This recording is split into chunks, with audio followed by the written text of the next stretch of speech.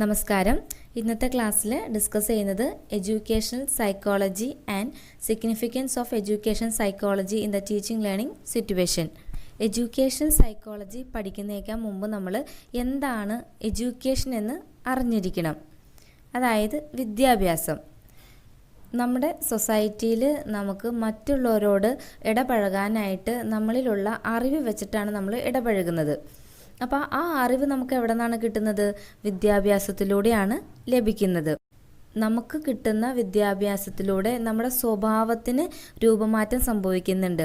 മറ്റുള്ളവരോട് എങ്ങനെയാണ് അഡ്ജസ്റ്റ് ചെയ്ത് ജീവിക്കാൻ പറ്റുക, അതായത് സൊസൈറ്റിയിൽ എങ്ങനെയാണ് അഡ്ജസ്റ്റ് ചെയ്ത് ജീവിക്കാൻ പറ്റുക എന്നുള്ള കാര്യങ്ങൾ നമ്മളിലുള്ള അറിവ് വെച്ചിട്ടാണ് നമ്മൾ ചെയ്യുന്നത്. അതുകൊണ്ട് തന്നെ വിദ്യാഭ്യാസം എന്നതുകൊണ്ട് ഉദ്ദേശിക്കുന്നത് നമ്മുടെ സ്വഭാവത്തെ രൂപീകരിക്കുക, അല്ലെങ്കിൽ നമ്മുടെ സ്വഭാവത്തെ രൂപമാറ്റം വരുത്തുക, അല്ലെങ്കിൽ മോഡിഫൈ ചെയ്യുക. ഇതെല്ലാമാണ് വിദ്യാഭ്യാസത്തിലൂടെ നമുക്ക് ലഭിക്കുന്നത്. Education is the process of shaping of behavior or modification of behavior of the individual for adequate adjustment in the society. ഇനി അടുത്തത് എന്താണ് വിദ്യാഭ്യാസ മനഃശാസ്ത്രം അഥവാ എഡ്യൂക്കേഷണൽ സൈക്കോളജി? അപ്ലൈഡ് സൈക്കോളജിയുടെ കീഴിലാണ് എഡ്യൂക്കേഷണൽ സൈക്കോളജി വരുന്നത്. അപ്ലൈഡ് സൈക്കോളജി എന്ന് വെച്ച് കഴിഞ്ഞാൽ പ്രയുക്ത മനഃശാസ്ത്രം. അധ്യാപകനെയും വിദ്യാർത്ഥിയെയും സംബന്ധിച്ചുള്ള കാര്യങ്ങളാണ് വിദ്യാഭ്യാസ മനഃശാസ്ത്രത്തിൽ വരുന്നത്. ഓരോ കുട്ടിയും കടന്നു പോകുന്ന ശൈശവം, ബാല്യം, കൗമാരം എന്നീ സ്റ്റേജസിലൂടെ കടന്നു പോകുമ്പോൾ ആ കുട്ടികൾക്ക് ഉണ്ടാവുന്ന വികാര വിചാര വ്യത്യാസങ്ങളെ കുറിച്ചിട്ട് മനസ്സിലാക്കാനായിട്ട് എഡ്യൂക്കേഷൻ സൈക്കോളജി അധ്യാപകരെ ഒത്തിരി സഹായിക്കുന്നുണ്ട്. അപ്പോൾ ആ ഒരു കാര്യം പഠിച്ചു കഴിഞ്ഞാൽ, അതായത് കുട്ടികളിൽ ഉണ്ടാവുന്ന ഈ മാറ്റങ്ങൾ, ഓരോ സ്റ്റേജസിലുണ്ടാവുന്ന മാറ്റങ്ങളെ കുറിച്ചിട്ട് അധ്യാപകന് മനസ്സിലാക്കാൻ കഴിഞ്ഞാൽ വിദ്യാഭ്യാസപരമായ പ്രശ്നങ്ങളെ വേണ്ട വിധം കൈകാര്യം ചെയ്യാനായിട്ട് സാധിക്കും. അപ്പം അത്തരത്തിലുള്ള കാര്യങ്ങൾ പഠിക്കുന്ന, അത്തരത്തിലുള്ള കാര്യങ്ങളെക്കുറിച്ച് പഠിപ്പിക്കുന്ന അല്ലെങ്കിൽ ഒരു മാർഗരേഖയാണ് എന്തെന്ന് പറയുന്നത്? വിദ്യാഭ്യാസ മനഃശാസ്ത്രം എന്ന് പറയുന്നത്. ഒന്നുകൂടി ഡീറ്റെയിൽ ആയിട്ട് പറഞ്ഞു കഴിഞ്ഞാൽ, വിദ്യാഭ്യാസ മനഃശാസ്ത്രത്തിൽ കൂടുതലായിട്ട് എന്തൊക്കെ കാര്യങ്ങളായിരിക്കും?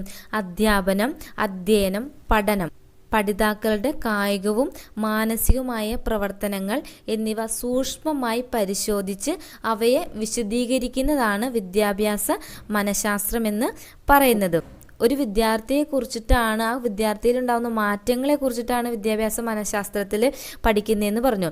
അപ്പം ആ ഉണ്ടാവുന്ന മാറ്റങ്ങൾ മാത്രമല്ല, ആ കുട്ടിയിൽ ഉണ്ടാവുന്ന പഠന പ്രക്രിയ എങ്ങനെയാണ്, പാഠ്യവസ്തു എത്തരത്തിലുള്ളതായിരിക്കണം, പഠന സാഹചര്യം, ബോധന രീതി, മൂല്യനിർണ്ണയം, ഈ ഘടകങ്ങളും കൂടി വിദ്യാഭ്യാസ മനഃശാസ്ത്രത്തിൽ ഉൾക്കൊണ്ടിട്ടുണ്ട്. അപ്പോൾ വിദ്യാഭ്യാസ മനഃശാസ്ത്രത്തിൻ്റെ അടിസ്ഥാനപരമായിട്ട് ബന്ധപ്പെട്ടിരിക്കുന്നത് അല്ലെങ്കിൽ മുഖ്യ ഘടകം എന്ന് പറയുന്നത് ആരാണ്? പഠിതാവാണ്.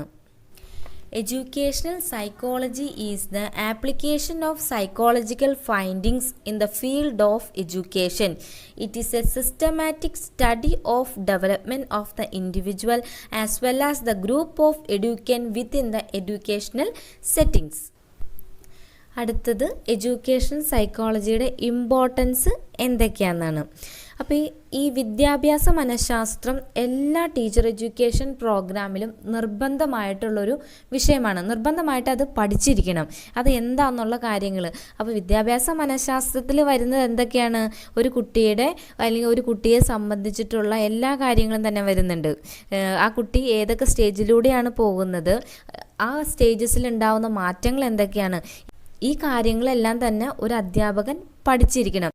സബ്ജക്റ്റ് നോളജ് ഉള്ളതുകൊണ്ട് മാത്രം ഒരു നല്ല അധ്യാപകനാവാനായിട്ട് സാധിക്കില്ല. ഈ വിദ്യാഭ്യാസ മനഃശാസ്ത്രം നന്നായിട്ട് മനസ്സിലാക്കിയിരിക്കണം. എന്നാൽ മാത്രമാണ് നല്ലൊരു അധ്യാപകനാവാനായിട്ട് സാധിക്കത്തുള്ളൂ. അതുപോലെ തന്നെ നമ്മുടെ ക്ലാസ്സിലുണ്ടാവുന്ന കുട്ടികൾ നേരിടുന്ന പ്രശ്നങ്ങൾ, പഠനത്തിലായിക്കോട്ടെ അല്ലാത്ത കാര്യങ്ങളായിക്കോട്ടെ, ഈ കാര്യങ്ങളെല്ലാം തന്നെ നമുക്ക് മനസ്സിലാക്കണമെങ്കിൽ നമ്മൾ വിദ്യാഭ്യാസ മനഃശാസ്ത്രം ആദ്യം പഠിച്ചിരിക്കണം. എങ്കിൽ മാത്രമാണ് കുട്ടികൾക്ക് ഉണ്ടാവുന്ന ഈ പ്രശ്നങ്ങൾ പരിഹരിക്കാനായിട്ട് നമുക്ക് സാധിക്കുള്ളൂ. Educational psychology has influenced in the educative process in many ways. The knowledge of education psychology helps the teachers to communicate their ideas effectively in the class and to solve the teaching learning problem in the classroom.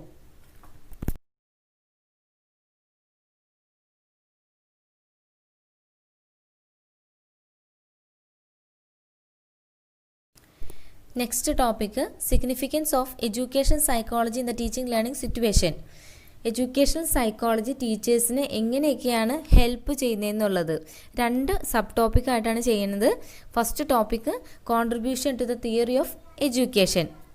അതിൽ first പോയിൻ്റാണ് to understand the developmental characteristics. വികസന സവിശേഷതകൾ മനസ്സിലാക്കാൻ. നമ്മൾ നേരത്തെ പറഞ്ഞ കാര്യങ്ങളാണ് ഒന്നുകൂടി റിപ്പീറ്റായിട്ട് വരുന്നത്. അത് പോയിൻ്റായിട്ട് എഴുതിയേക്കുന്നതാണ്. അപ്പോൾ നിങ്ങൾക്ക് കുറച്ചുകൂടി മനസ്സിലാവാനായിട്ട് ഇത് സഹായിക്കും. നമ്മൾ നേരത്തെ പറഞ്ഞു, വിദ്യാഭ്യാസ മനഃശാസ്ത്രത്തിൽ പഠിക്കുന്നത് കുട്ടികളുടെ ഡിഫറെൻറ്റ് ഡെവലപ്മെൻറ്റൽ സ്റ്റേജസ് ആണ്. ഏതൊക്കെയാണ്? Infancy, childhood, adolescence etcetera.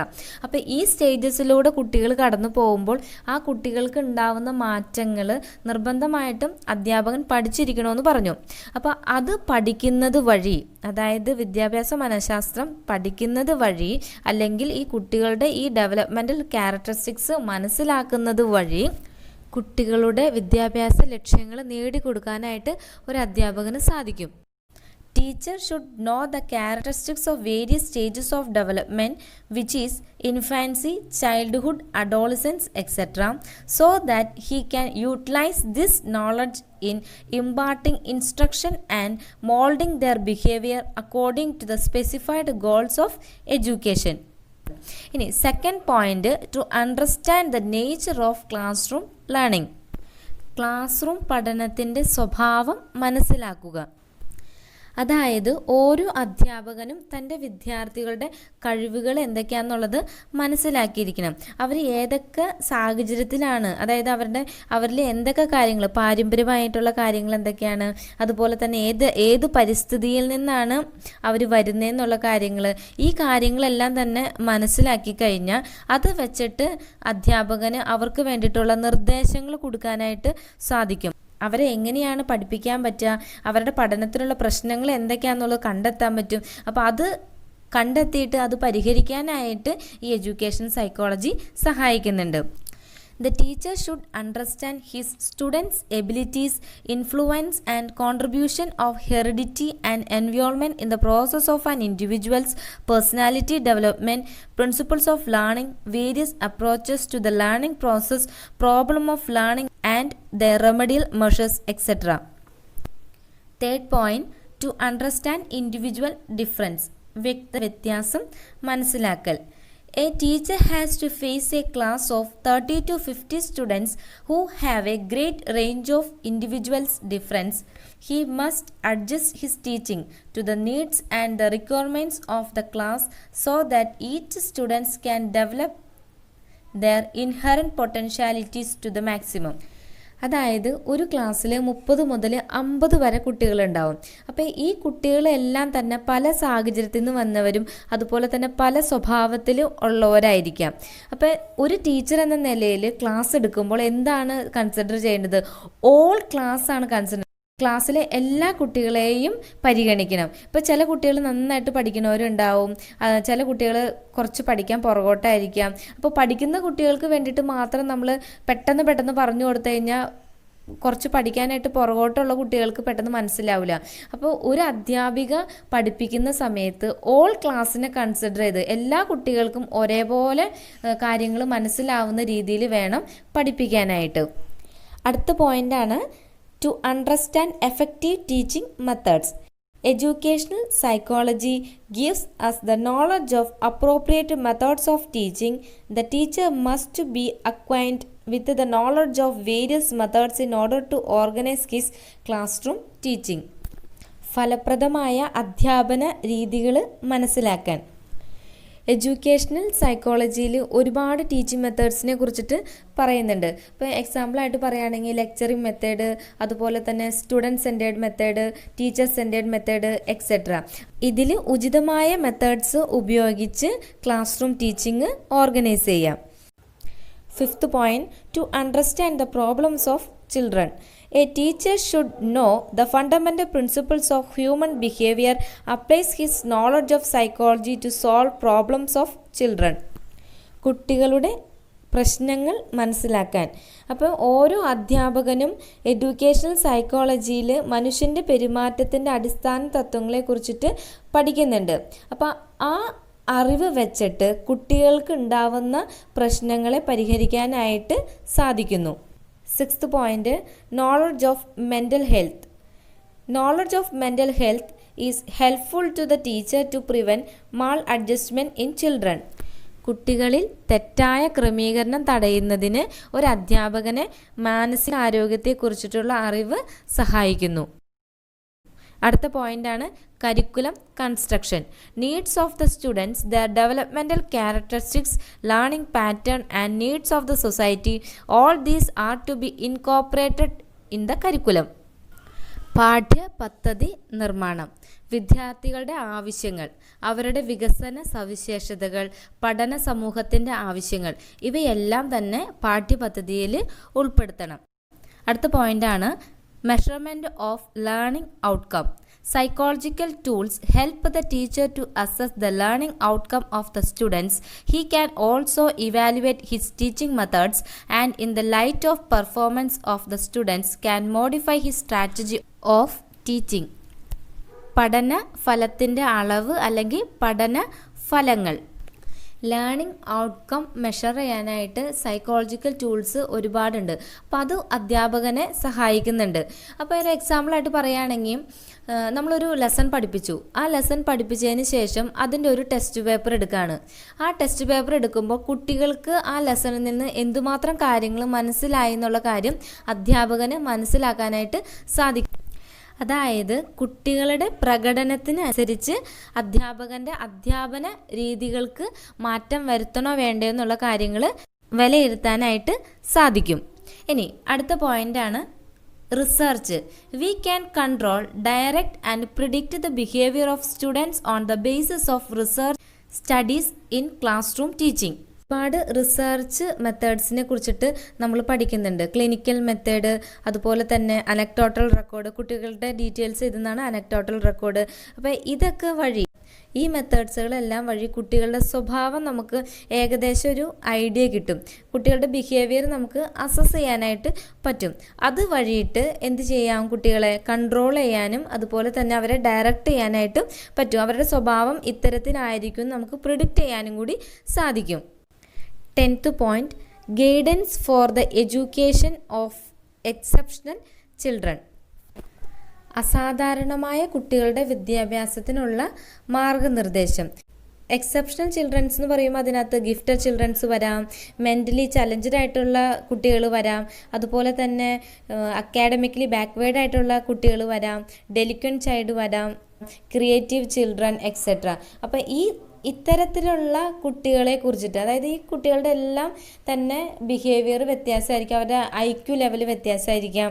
അപ്പോൾ ഇതെല്ലാം നമുക്ക് മനസ്സിലാക്കിയിട്ട് ഇവർക്ക് വേണ്ടിയിട്ടുള്ള മാർഗനിർദ്ദേശങ്ങൾ കൊടുക്കാനായിട്ട് സഹായിക്കുന്നു. 11th point, helps to develop positive attitudes towards teaching profession in teacher trainees and provide them with the necessary competencies to meet the classroom challenges. Teacher ട്രെയിനികളിൽ അധ്യാപന തൊഴിലിനോട് നല്ലൊരു മനോഭാവം വളർത്തിയെടുക്കാൻ സഹായിക്കുന്നുണ്ട്. അതുപോലെ തന്നെ ക്ലാസ് സന്ദർശനത്തിന് ആവശ്യമായിട്ടുള്ള കഴിവുകൾ നൽകാനും സഹായിക്കുന്നു. Last point, understanding of group dynamics. Teacher must understand the social behaviour and group dynamics in classroom teaching learning. Group ഡൈനാമിക്സിനെ കുറിച്ച് മനസ്സിലാക്കൽ. ക്ലാസ് റൂം അധ്യാപന സാമൂഹിക പഠനത്തിലെ സ്വഭാവവും ഗ്രൂപ്പ് ചലനാത്മകതയും അധ്യാപകർ മനസ്സിലാക്കണം. ഇത്രയും പോയിന്റുകളാണ് contribution to theory of education.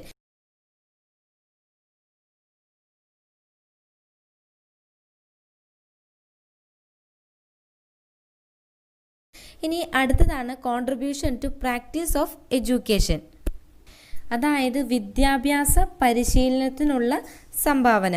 അതിൻ്റെ ഫസ്റ്റ് പോയിൻ്റാണ് പ്രോബ്ലം ഓഫ് ഡിസിപ്ലിൻ, അച്ചടക്കത്തിൻ്റെ പ്രശ്നം. This help the teacher to tackle the problem by analysing within scientific way. Second point, he has changed his attitude from an autocrat to a democrat. അതായത് അച്ചടക്കത്തിൻ്റെ പ്രശ്നം. ശാരീരിക ശിക്ഷയ്ക്ക് പകരം, ശാരീരിക ശിക്ഷ എന്ന് പറയുമ്പോൾ അവിടെ കോർപ്പോറൽ പണിഷ്മെൻ്റ് ആണ്, നമ്മൾ വടി കൊണ്ടൊക്കെ അടിക്കുന്നതിനെയാണ് ശാരീരിക ശിക്ഷ എന്ന് പറയുന്നത്. അപ്പോൾ അത് ഒഴിവാക്കണം. അതായത് വിദ്യാഭ്യാസ മനഃശാസ്ത്രത്തെക്കുറിച്ച് അറിവുള്ള ഒരു അധ്യാപകൻ തീർച്ചയായിട്ടും ഇത്തരത്തിലുള്ള കാര്യങ്ങളെല്ലാം അവോയ്ഡ് ചെയ്തിട്ട് ശാസ്ത്രീയമായ രീതിയിൽ പ്രശ്നങ്ങൾ പരിഹരിക്കുന്നു. അധ്യാപകർ എപ്പോഴും ഒരു സ്വേച്ഛാധിപതിയിൽ നിന്ന് ഒരു ഡെമോക്രാറ്റിക് ലീഡറിൻ്റെ മനോഭാവം ഉള്ളവരായിരിക്കണം. Second point, use of audio visual aids. It helps to make difficult concept more clear and definite and learning is more lasting. Audio visual aids എന്ന് പറയുമ്പോൾ നമുക്ക് എല്ലാവർക്കും തന്നെ അറിയാം ഓഡിയോ വിഷ്വൽ എയ്ഡ്സ് എന്തൊക്കെയാണ്. ഇപ്പോൾ ചാർട്ട്, അതുപോലെ തന്നെ വൈറ്റ് ബോർഡ്, ബ്ലാക്ക് ബോർഡ്, ഇപ്പോൾ ഓഡിയോ ആണെങ്കിൽ വീഡിയോ വരാം, അതേപോലത്തെ കാര്യങ്ങളൊക്കെയാണ് ഓഡിയോ വിഷ്വൽ എയ്ഡ്സിൽ വരുന്നത്. അപ്പോൾ ഇത് വെച്ചിട്ട് നമ്മളൊരു ഡിഫിക്കൽട്ടായിട്ടുള്ളൊരു ടോപ്പിക്കിനെ കുട്ടികൾക്ക് പറഞ്ഞു കൊടുക്കുമ്പോൾ കുട്ടികൾക്ക് പെട്ടെന്ന് അത് കാണുന്നതിലൂടെയും ഒപ്പം കേൾക്കുന്നതിലൂടെയും കൂടി പെട്ടെന്ന് മനസ്സിലാവും. അപ്പോൾ ഈ പോയിന്റും എന്താണ്, അതായത് use of audio visual aids എന്ന് പറയുന്നത് വിദ്യാഭ്യാസ മനഃശാസ്ത്രത്തിൻ്റെ ഒരു സംഭാവനയാണ്. Third point, democratic administration. Problems of administration are now solved by mutual discussion among various agents of school. സ്കൂളിൻ്റെ വിവിധ ഏജൻസികൾ വഴി ഭരണപരമായ പ്രശ്നങ്ങൾ പരസ്പര ചർച്ചയിലൂടെ പരിഹരിക്കപ്പെടുന്നു. Fourth point, time table. Subjects are kept in timetable by considering the difficulty of children. No two difficult subjects are taught in successive periods. അതായത് ടൈം ടേബിൾ എപ്പോഴും പ്രിപ്പയർ ചെയ്യുമ്പോൾ കുട്ടികളുടെ ഡിഫിക്കൽട്ടും കൂടി നമ്മൾ മനസ്സിലാക്കണം. ഇപ്പം രണ്ട് ബുദ്ധിമുട്ടുള്ള വിഷയങ്ങൾ തുടർച്ചയായിട്ടുള്ള പീരീഡിൽ ഒരിക്കലും അറേഞ്ച് ചെയ്യാൻ പാടില്ല. അപ്പോൾ അതനുസരിച്ചിട്ട് വേണം ടൈം ടേബിൾ പ്രിപ്പയർ ചെയ്യാനായിട്ട്. Fifth point, co-curricular activities. We give importance to activities like debate, drama, scouting, games, etc. for the harmonious development of the children. അതായത് കരിക്കുലം കൺസ്ട്രക്ട് ചെയ്യുന്ന സമയത്ത് അതിനകത്ത് സിലബസും കരിക്കുലർ ആക്ടിവിറ്റി മാത്രമല്ല, അതിൻ്റെ കൂട്ടത്തിൽ കോ കരിക്കുലർ ആക്ടിവിറ്റീസ്, അതായത് ഡ്രാമ, സ്കൗട്ടിങ്, ഗെയിംസ്, ഡിബേറ്റ്സ് ഇതെല്ലാം തന്നെ ഉൾപ്പെടുത്തിയിട്ടുണ്ട്. ഇതിലൂടെ കുട്ടികളുടെ സമന്വയ വികസനം നടക്കുന്നു. Sixth point, use of innovations. Activity centred teaching, discussion method, micro teaching, programmed instruction, CAI, etc. Seventh point, production of text books. Prepare text book keeping into consideration in the intellectual development of children needs and their interest at different age levels. പാഠപുസ്തകങ്ങളുടെ നിർമ്മാണം കുട്ടികളുടെ intellectual development, അതായത് ബുദ്ധി വികാസത്തിനനുസരിച്ചും കുട്ടികളുടെ ആവശ്യത്തിനും അനുസരിച്ചിട്ടാണ് പാഠപുസ്തകങ്ങൾ തയ്യാറാക്കുന്നത്. ഇത്രയും കാര്യങ്ങളാണ് പ്രാക്ടീസ് ഓഫ് എഡ്യൂക്കേഷനിൽ വിദ്യാഭ്യാസ മനഃശാസ്ത്രത്തിൻ്റെ സംഭാവനകൾ. അപ്പോൾ ഇന്നത്തെ ക്ലാസ്സിൽ നമ്മൾ പഠിച്ചത് എന്താണ് എഡ്യൂക്കേഷണൽ സൈക്കോളജി, അതിൻ്റെ സിഗ്നിഫിക്കൻസ് എന്തൊക്കെയാണെന്നുള്ള കാര്യങ്ങളാണ് പഠിച്ചത്. കൂട്ടുകാർക്ക് ഇത് മനസ്സിലായെന്ന് കരുതുന്നു. Okay, thank you.